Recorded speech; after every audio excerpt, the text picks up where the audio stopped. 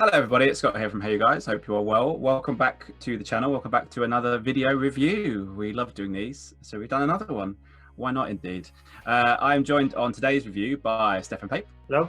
And our reviews editor Linda Marric. Hello. And on today's review, we are going to be talking about a film that's coming out tomorrow, date being May the 29th. It's quite a high profile one. It is The High Note, starring Dakota Johnson, Tracee, Ellis, Russ, Kelvin Harrison Jr., Bill Pullman, and Ice Cube. And yes, we're going to give our thoughts on the movie. If you like this video, make sure you give us a little thumbs up below and subscribe to the YouTube channel. And let us know in the comment section below what you thought of the movie when you see it. Did you like it? Did you not like it? Do you agree? Do you disagree? And all in between. Who shall I throw to talk about this movie? Let's go to Stefan.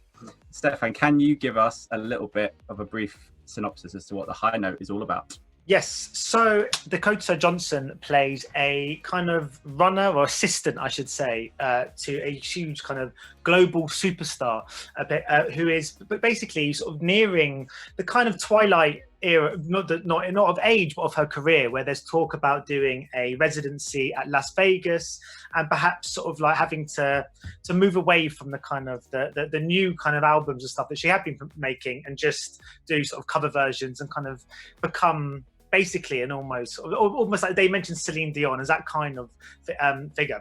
And this Dakota Johnson's character also has an inclination to want to produce. She wants to try and get into producing. So it's this kind of battle of trying to push against the singer and try and make sure that she has to remains her sort of integrity and carries on trying to do music that means a lot to her and is very much true of her as a musician, and not just basically have a sort of early retirement and head off to Vegas. So it's this kind of young producer trying to stay true to the music, and in the midst of that, she begins a kind of she starts testing her producing with a young musician played by Kelvin Harrison Jr.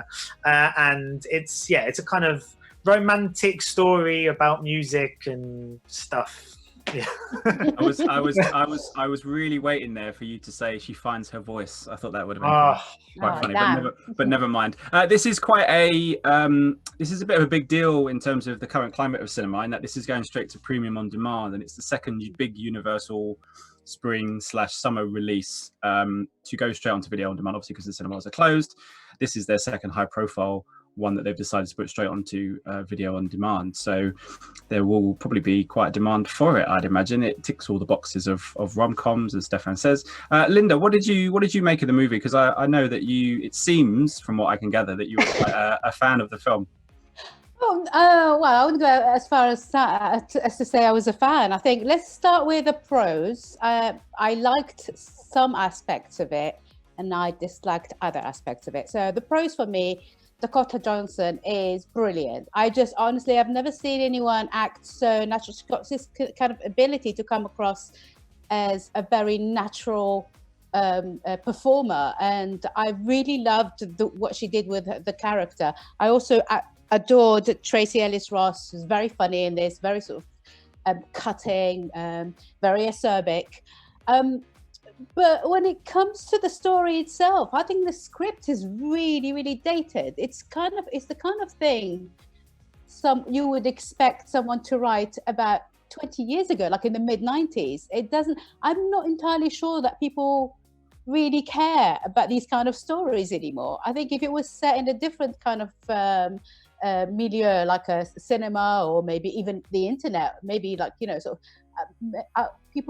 the younger audiences might care more about it. I just think people don't really care about these kind of stories anymore. It wants to be more than what it is. I think it wants to be A Star is Born, but it doesn't have the story to fall back on, sadly. But having said that, I really enjoyed watching it, and I was a little bit disappointed. There's a little bit of a twist right towards the end, which I don't think was needed at all. But other than that, I think it is a passable film, and it's really well acted. But at the same time, I think it's really passé. What did you? I think I agree. I think it's very much of the formula. Obviously, it's made by Universal, a working title, of course, who made everything from Bridget Jones to Notting Hill to Four Weddings. A lot of those, as you say, very 90s set, kind of, not 90s set, but a 90s feel to their movies. And this one very much does that and ticks all the boxes of that. It's one of those. It's a strange movie to talk about in the sense that in current climates, it's one of those movies that is a perfect watch because you can put it on, forget about all of the stuff that's going on outside at the moment, and it's perfectly charming, and it has some great wit to it. And as you say, I thought Dakota Johnson was fantastic. She's always fantastic. She's amazing. From maybe 50 Shades of Grey, but she's probably the best thing in those movies anyway. But yeah, it does have a very it ticks the boxes of all of those movies I mentioned before, and is very much of the formula. But that formula works, and when it does work in this film, I think it's very charming and quite funny. Stefan, what did you think? I wasn't a huge fan actually of this one. I had a couple of issues. I mean, firstly, I think whenever you have a film that's set in the music industry, I think it's really important not to try and write. Well, sometimes, not always the case, but in this instance, I don't think putting in the music helped, because she was supposed to be this kind of global superstar, I guess, kind of, she had this kind of, she was up there with supposedly one of the very best musicians of the last 30 years, kind of a real performer. And then when she sung on stage, it felt like a 24-year-old's voice coming out of her mouth, and it didn't sound like the right sound. And I think that when you have films set in the music industry, I really wish they wouldn't insist on having them perform the music they're supposed to have been famous for, because usually you just go, that's not good enough, or that doesn't fit. Anyway, that was a small qualm.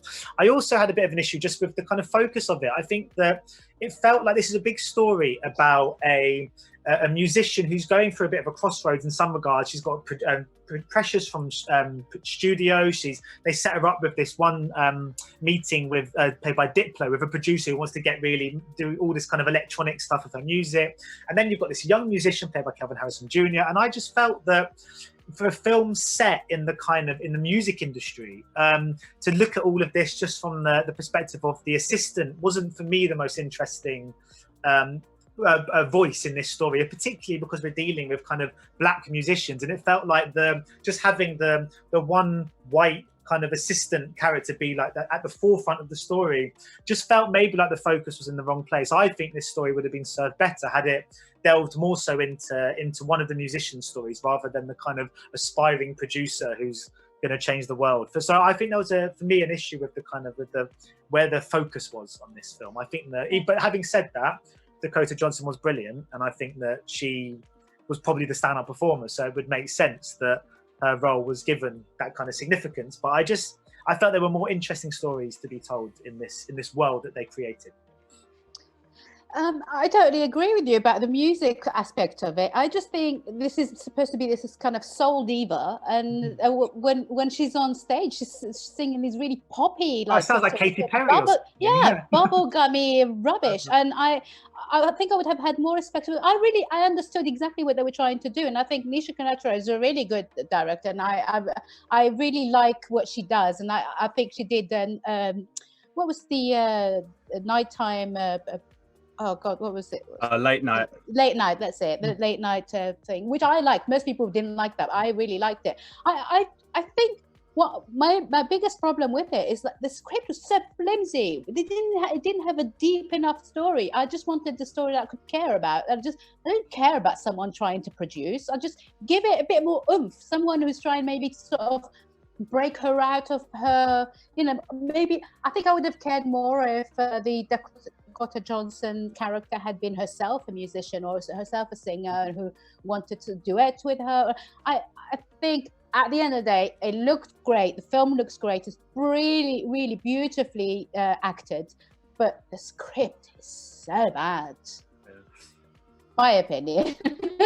It's interesting you mentioned the script, because I've just reading before that this was a screenplay that was on the Blacklist a couple of years ago, and obviously for those of you who don't know, the Blacklist is a list compiled by Hollywood producers and exec and everything of the best unproduced scripts, and originally it was called Covers. So you wonder whether this was, as Stefan said, I completely agree with it's almost like it's a rom-com and it wants to talk about music, and just kind of smushed them together rather than examining one or the other. They've just tried to do both. And like you say, with you mentioned The Star Is Born, it would have been so nice to see a movie about Tracee Ellis Ross's character and about her journey, and that she is at that crossroads, and she is at that point where you know, does she roll the dice one more time, or does she take the millions and millions of dollars just to go and perform at Las Vegas, which isn't a bad thing, but also for lots of performers that's seen as the last hurrah, isn't it, in some ways. And then there's this rom-com with it as well, with Dakota Johnson's character and Kelvin Harrison's character, where you just think the balance isn't quite right. So whether that changed from the original concept,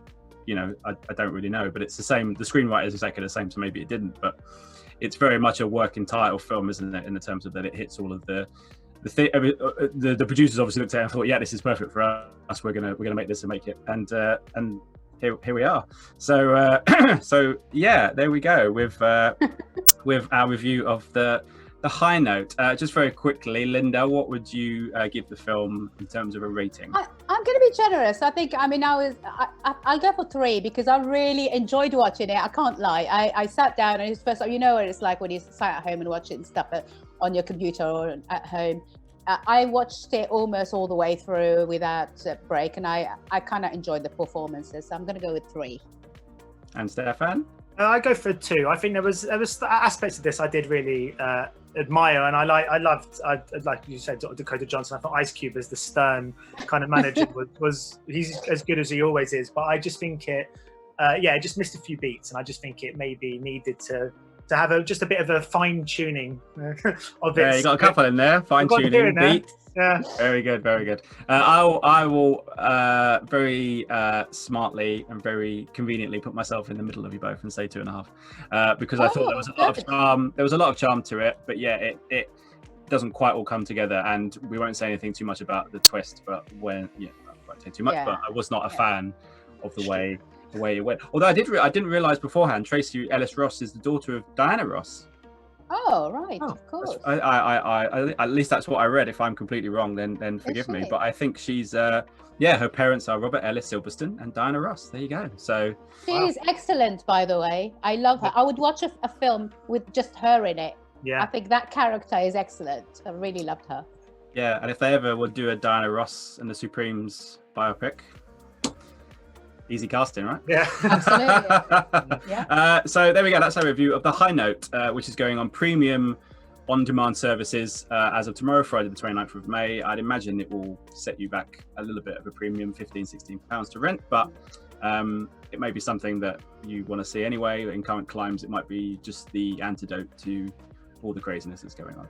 As I said before, if you enjoyed this video, make sure you give us a little like below, click that thumbs up icon, and subscribe to the YouTube channel. And give us a comment below whether you liked the film, whether you didn't like the film, and make sure you go over to HeyUGuys.com for all of your film and TV goodness. Lots of stuff going on there, and hopefully lots more to come. Stefan, Linda, thank you so much for joining me. Thank you. And we will see you on the next video. We'll see you soon. Take care. Goodbye. Bye. Ladies and gentlemen, you're watching Hey You Guys!